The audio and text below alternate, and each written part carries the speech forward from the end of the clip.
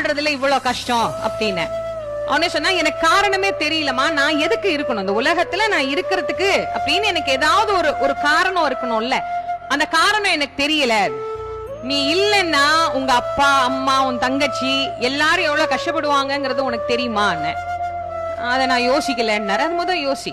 உங்க அப்பா அம்மா உன்னை கஷ்டப்பட்டு பெத்து வளர்த்து படிக்க வச்சு இவ்வளவு பெரிய ஆளா உன்னை வளர்த்து விட்டு இன்னைக்கு நீ வேலைக்கு போய் சம்பளம் வாங்குற. ஆனா உங்க அப்பா அம்மாக்கு நீ என்ன செஞ்ச? இது வரைக்கும் நான் ஒண்ணும் செய்யல. அப்போ உனக்கு கடமை இருக்குல்ல, உங்க அப்பா அம்மாவை பார்க்க வேண்டியது உன் கடமை. உனக்கு தங்கச்சி இருக்கிறா, கல்யாணம் பண்ணி வைக்க வேண்டியது உன் கடமை.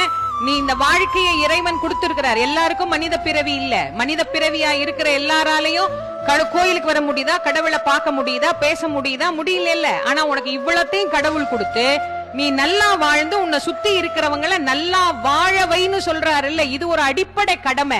இதையே நீ இன்னும் செய்யலையே, இதுக்கப்புறம் எனக்கு என்ன கடமை, எனக்கு என்ன கடமை அப்படின்னு கேட்டீனா, நீ வாழ்றதுக்கான காரணம் என்ன அப்படிங்கறத நீ தான் தம்பி தேடணும். அவரவர் வாழ்வதற்கு இறைவன் ஒரு காரணம் தந்திருக்கிறார். காரணம் இல்லாம இந்த உலகத்துல ஒரு புழு பூச்சி கூட என்ன பண்ணாதே, பிறக்காது, வராது.